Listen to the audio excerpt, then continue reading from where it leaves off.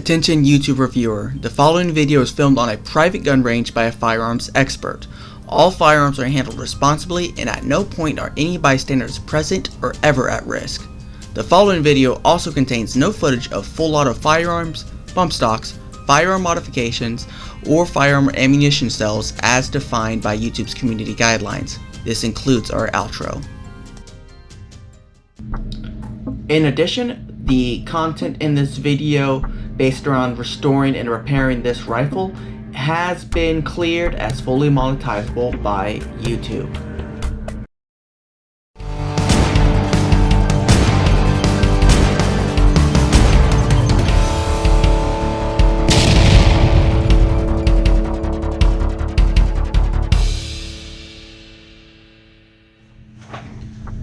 Alright guys, welcome back. I'm having to re-record this because my camera decided to throw a fit. Anyways, today we're starting a new series on the channel, and it's going to be a restoration series. We're going to be taking rifles that are in almost relic condition, but savable, and we're going to be trying to bring them back to their former glory and to be functional again. And the first rifle we have today, this is a Steyr M95 Carbine Mannlicher rifle. Now, this rifle was supplied to the channel by RTI, Royal Tiger Imports. They were gracious enough to partner with the channel to send us this rifle and hopefully some more in the future for the rest of the series. And, well, that's what we're going to be doing. We're going to be trying to take this rifle and bring it back to where it's used to be. So, we're not going to be going super heavy into the history or mechanics on the rifles in this series. It's mainly going to be taking these rifles apart, cleaning them up, restaining them, rebluing as needed, and getting them back to functional order. Now, before we get going into this, Royal Tiger Imports does have a little bit of a bad name, but I don't think it's deserved. Part of it is, from my experience in all the surplus groups I'm in on Facebook and everything like that, normally when people buy rifles from Royal Tiger Imports, they normally complain that the rifles are not what they expect. And there's good reason behind that. You see, if you're going to be buying a rifle from Royal Tiger Imports and expecting your grandpa's closet kept bring back, that's generally not what you're going to get. Now, you can buy rifles that are nice and restored from Royal Tiger. However, if you're going to be buying a B grade, C grade, and I think they even have a D grade sometimes, you have to temper your expectations. You're getting a rifle that has been stored for a very, very long time, usually not in complete, good conditions. And oftentimes these rifles have been tore apart and had parts scavenged off them to go to other rifles. So this particular rifle is from the Ethiopia cache that they got in. Pretty much Ethiopia was or has been a sovereign country by themselves for quite a long time. So what they would do is they would buy a lot of surplus rifles from other Western countries. Usually they would cosmeting them up pretty good and throw them in storage, and generally how they throw them in storage is they would pretty much stack them up like Jenga blocks on pallets, and that's how they would be stored. Now luckily Ethiopia is a pretty dry country, so a lot of these rifles are nowhere near as rusted as would be, say, if they were stored in other countries close to the ocean or get lots of rain. So a lot of these rifles are in relatively good shape and can be saved. Just keep your expectations to where you think you're going to get, and this is actually a really good example of what you can get from a B-grade rifle. From what I can tell, everything on this rifle is complete, and the only thing it seems to be missing is right here on the stock, there used to be a disc here. Now, I'm not sure with the monikers if that was a elevation disc or a sight, a rear sight block sighting disc like on Mausers, but I'll have to do some more research and see what originally went there. Now the stock does have this really interesting checker pattern right here, so that's kind of neat. But from what I can tell, the rifle is in fairly good shape and is complete. I don't believe it's missing anything of importance. Now, I've not been inside of this rifle. This is exactly how I received it from RTI. I've not done anything on it. The bore is relatively good. We'll talk about that a little later on. But first, what we're going to be doing is we're going to be taking apart this rifle, throwing all the parts inside of this tub here that can fit inside this tub, and working on the stock. I'm not going to be talking a whole lot about the history of the Mannlicher to begin with. I might throw in some stuff here and there while I'm tearing it apart, but it's not this series is not about the history of the rifle itself. It is about the restoration of the rifle. So, let's get into it. Now, luckily, from this rifle here, it looks like everything you're going to need to assemble is a flathead screwdriver. I would advise getting one that's got a very fine tip and a broad tip, because some of the screws are different sizes and you need a smaller tip for some and a larger tip from others. So, but before we get started, the first thing we're going to do is we're going to pull out the bolt. Now, if you don't know anything about the Mannlicher rifle, it is a straight pull rifle. And this one here seems to be moving pretty good despite it being all kinds of gunked up. So to remove the bolt on a Mannlicher, you're going to bring it back all the way. You're going to grab the trigger, pull the trigger forward, and the bolt, well, should come right out, although it's got something going on here. I have no idea what it, oh, there we go. The bolt comes out here. Now, as you can see, that's pretty dirty. I don't know exactly how long these have been in storage in Ethiopia. You can see some pitting on the bolt head there. We'll see all this stuff here a lot better when I get it cleaned up.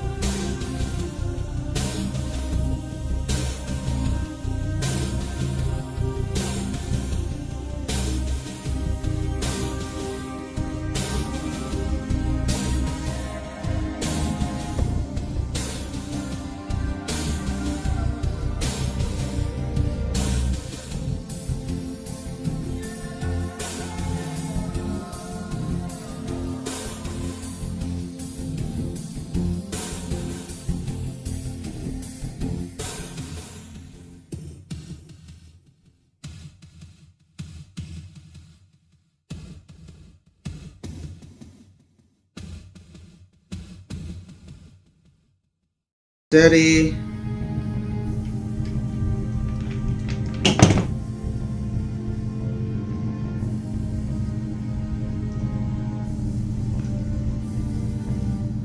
Alrighty, and that is our safety. Our bolt is disassembled. Nice and nasty. I'll put that in there. And that is all of our disassembled parts to be cleaned up. Welcome back, guys. Today we're on part 3 of our restoration project on this Mannlicher rifle that was sent to us by RTI, Royal Tiger Imports. So today's gonna be a real basic video. I'm going to be pretty much scrubbing and sanding the living heck out of all these parts to remove all the cosmoline and rust the best I can. To be doing that, I'm going to be using Purple Power. You can get this at O'Reilly's. I've got a assortment of brushes and toothbrushes, boar brushes, steel wool, sandpaper, some cleaning Q-tips, gloves, rags, and of course my trusty Milwaukee drill. The reason the drill is here is for the bore of the barrel itself, in which I'm going to be, before long, I'm going to be taking a wire brush like this and just running it up and down with the drill a bunch of times to remove everything out of there. But before I get into all that stuff, basically what I'm going to do is I'm going to dump some Purple Power in there, and then I'm going to pour a pot of boiling water in here and really let it kind of, cook everything down and kind of break everything up for a little while until it cools down enough for me to touch. I am going to be using gloves because, one, my hands are going to be in here for a very long time. I don't know what all types of cosmoline and whatnot are in here. I don't want to irritate my hands, get my hands pruny, and then Corpus water has a habit of making my hands itch after it's been in there for too long. So I'm going to be using gloves, and that's going to be it. The reason I'm not doing the stock update this video and I'm doing this instead is because of this tub itself. This tub I got here, I had to order on Amazon. It cost me like 40 bucks. It was the only one I could find that was long enough to fit the whole barrel action in here, and it may be the whole stock. But the reason I'm doing this first is because this is a food grade tub. I can't remember what type of plastic it is, but it can handle degreasers, but I don't know if it's going to be able to handle the mineral spirits that I'm going to have to use for the stock to remove the oils and stuff out of that when I pull it out of the bag out of the truck. So I'm doing that last just in case this container can't handle that stuff. I got this part out of the way. The other reason I'm not doing the stock is because the stock, when I do that, I have to be out in the garage because of the fumes and stuff like that. I don't want it stinking up my gun room. I don't want it stinking up the house. So it's going to be out in the garage when we do that, which means heat and stuff like that. So now I would have loved to gotten an ultrasonic cleaner for these parts, for a lot of these smaller parts. However, I haven't invested in one just yet, and I'm waiting until I can really get a good sized one that I could put bigger parts in, instead of spending 60 bucks buying a little tiny one like this at Harbor Freight and then only being able to do the small parts. So that's why I'm doing this by hand. But this is the same method that I've used for all my parts kits as far as cleaning up and degreasing. I used it on the PPSH, I used it on the DP27, I used it on the FAL, I used it on the SEPMI. So this is what I'm doing now, is my proven technique. So that's when we get to it. Before we get into it though, let's talk about the sponsor of this video, and that is going to be Royal Tiger Imports. They were gracious enough to supply me with this rifle for this series, and they're working with me on this series right here, and hopefully, with my fingers crossed, I'll be able to work with them in the future as well. So please check out their website. They got all kinds of great collectibles and antiques, as well as some PoE type things as well. And they also just got in a shipment of FAL parts. It's a mixed bag from what I understand. I think they do have some complete rifles as well. I'm not 100%. I haven't checked the website in a good minute. So check them out. Link and everything's right here. And support them, the people who support us. So let's get into it.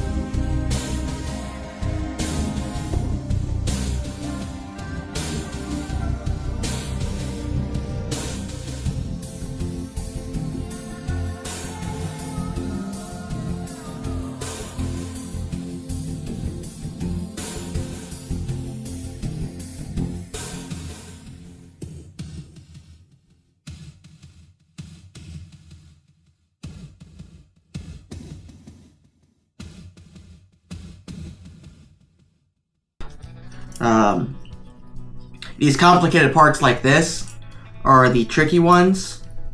I might rinse this one off and I might soak this one inside of vinegar. So what I'll do is I'll show you what it looks like right now. As you can see, it's still pretty rusty, but it's a complex part. So I'm gonna go rinse it off. I'm gonna soak this in vinegar for while I work on the rest of this stuff, and then we'll check in and see what it's like. So, all right. So you see, I got this inside of some distilled white vinegar, and I'm just gonna set it off to the side, and we're just gonna let that do its thing while I work on the other parts here. Distilled white vinegar can take a while. It depends on how old the vinegar is and stuff like that.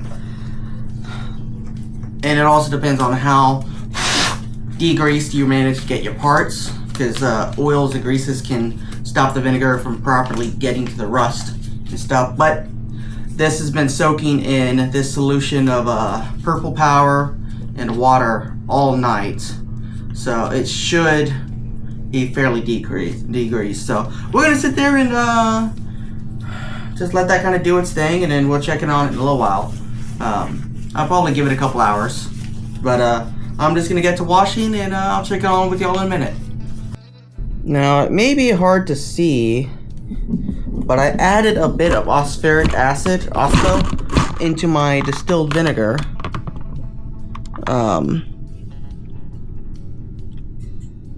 To the parts that I'm wanting to chemically clean, and you can see it's working on some of them pretty good. So I'm just gonna keep an eye on this and let those clean. Everything else is cleaned up. I'm gonna blue the parts that I need to blue, and then I'll check back with you when I'm done with everything else. Alright guys, so I'm all cleaned up everything here. You can see this water is real nasty. I had a odd little event happen. So a lot of these parts, when I was done with them, cleaning them here, I dropped them in a bowl of water.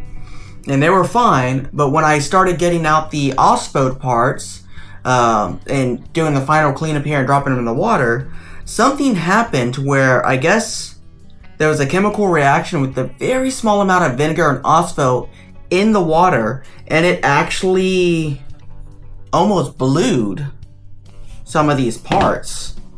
So you saw me clean this up, and it was silver like the bolt, and now it's almost blued. So some kind of little chemical reaction happened, nothing too crazy. But anyways, everything's all cleaned up and done. So what I gotta do now is I'm gonna clean up my table here, go dump this water and clean out this tub, and then I gotta oil all the parts down with a little bit of oil, so that way they don't get any surface rust, because they will get rust even after they've been cold blued.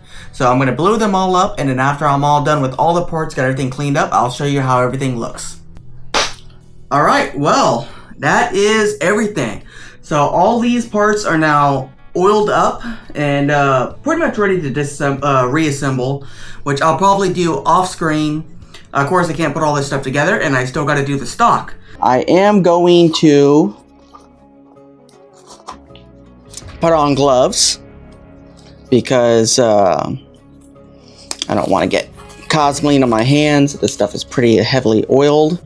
I'm hoping I am able to strip a lot of this oil out of this stock when I get in there. Basically what we're going to be doing is we're going to be hitting it with rags. Yeah. So first off, we're off the side. We have the upper handguard, which did not draw much out, to be honest. So that could be both a good sign and a bad sign. It could mean that a lot of the oil, a lot of the stuff that's on here is more on the surface and not so much caked into the stock itself.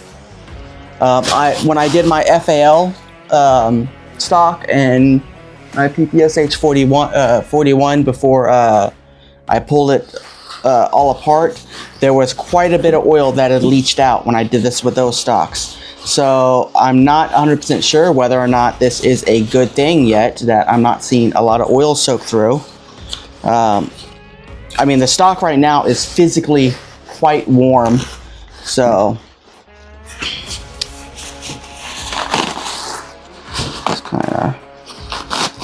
forgot how many paper towels I put on this. That's why I'm out of paper towels. Ooh, I mean, it's right now, it feels, the stock is easily over 100 degrees right now, but you can see not much came out. So, okay then. Well, that didn't work quite as good as I want, but that's also a good sign, because that means a lot of what's here is on the surface, and it's surface oil. It's not necessarily soaked in oil and cosmoline. Wrong. That is absolutely wrong. Proved over and over again. Because a lot of that would have leached out with the amount of heat that it's been under, and for the time it's been in that heat. So, all right, well, it is what it is.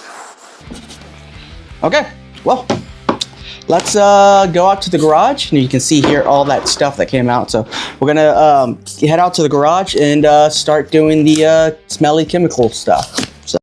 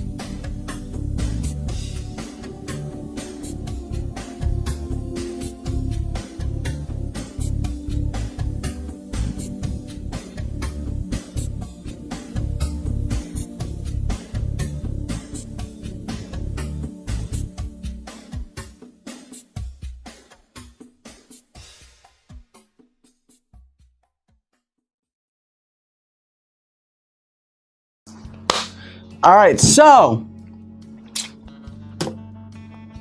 it's all back together. So what I'll have to say is the stock on this rifle, particularly the upper handguard, has been a pain in the ass, to put it lightly, this entire project.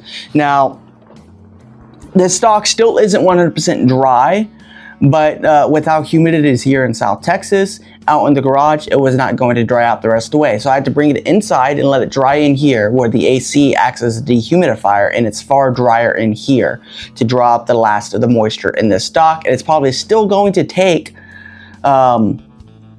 days to weeks to completely dry out, and I may have to wipe out some more of the linseed oil here and there. This upper handguard, I'm convinced that it's a different type of wood from the main stock itself, just because it acts so much different. The stripper did a number on it, did quite a bit of damage to it. It took stain way too dark, made it too dark with stain, and then also it allowed the linseed oil darkened it up a lot. So what I finally ended up with is this right here. This is stripped, no stain, and one light coat of linseed oil that was then wiped off with rubbing alcohol to remove the linseed oil from the surface itself, and that's how I've got it the close it is. Now the wood is still super soft, so it's still moist. So the reason why I put it all back together is that way, as it dries, it's drying in where it's supposed to be, the shape. It's not going to warp or anything like that. Yeah, it's done. It's done as it's going to be right now. I am still got, like I said, I still got the review coming up for this rifle as well. But all in all, I've got maybe a solid 6 days into the whole project. If I put everything together, how much time I physically have actually been working on the gun.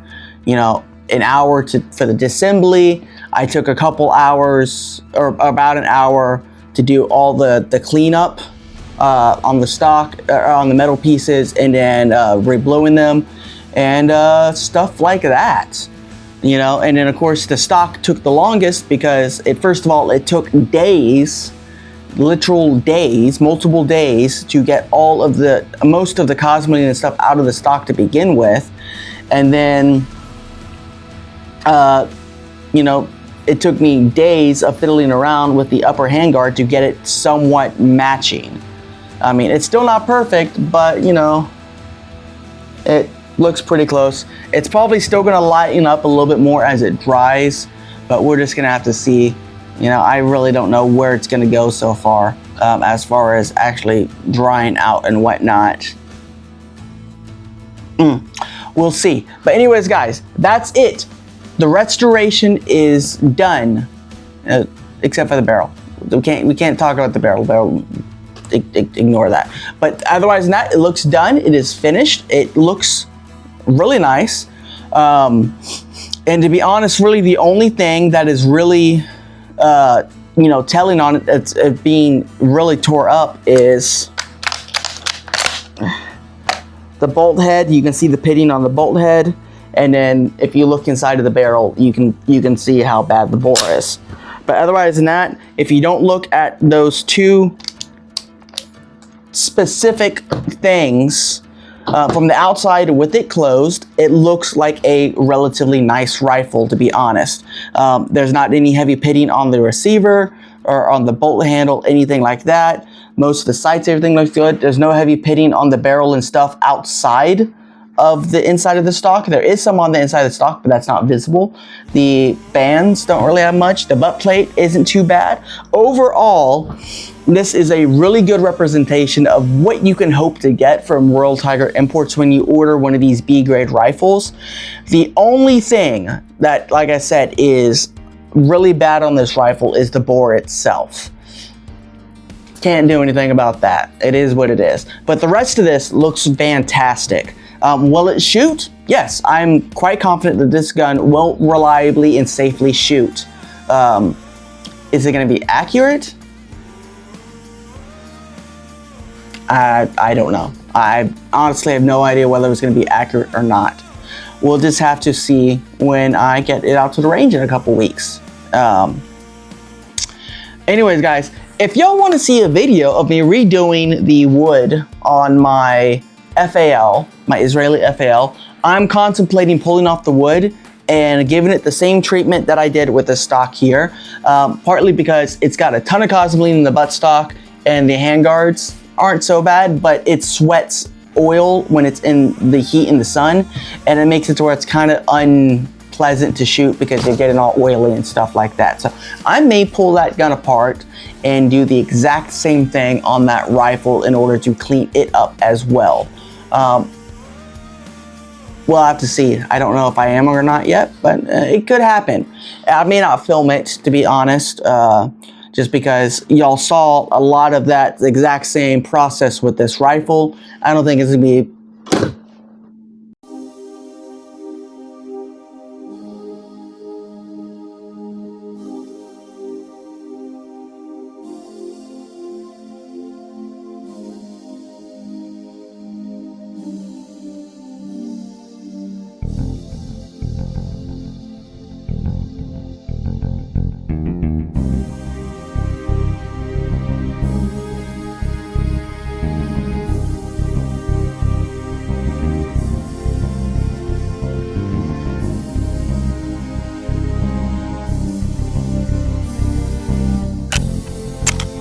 okay, moment of truth.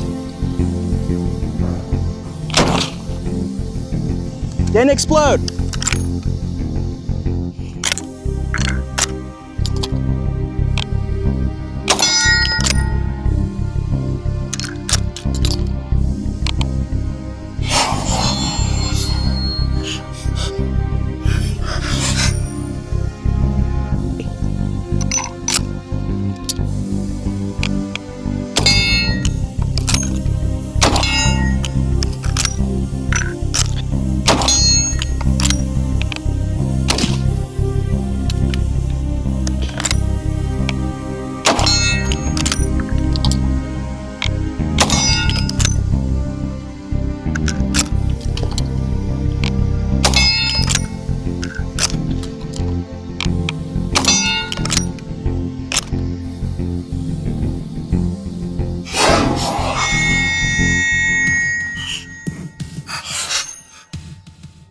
All right.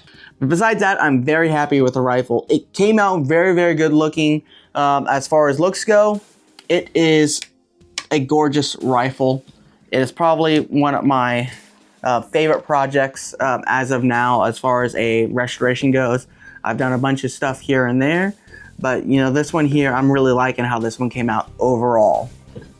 But big thanks to Royal Tiger Imports for sending us this rifle for the restoration video.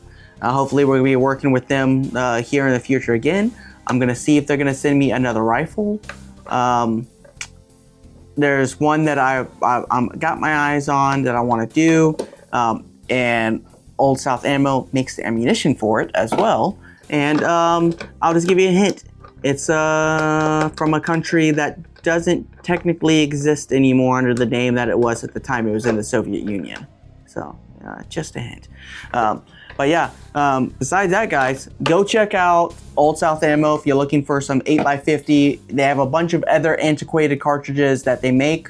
They make black powder loads, they make smokeless loads, pretty much anything you need that's really hard to find, they got for you there.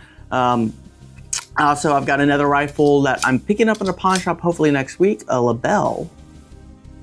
And maybe they'll have some ammo for that one as well, if I get around to shooting that one. Check out Royal Tiger Imports. They have a great selection of antiques. They got in some parts kits not too long ago, some FAL kits. They even have some Israeli kits right now. So if you're wanting an Israeli FAL like mine, you can build one. They have the kits right now, and they have a couple different versions of kits. And they also have apparel and other surplus stuff like that you need for any of your collection, stuff like that. And they also have a bunch of parts that are generally kind of hard to find that they get when they make these deals for these big bundles of surplus rifles. So please check them out. and support the people who support us, because we support the people who support us because they support us. And you know, YouTube doesn't pay me very well because they don't like this content at all.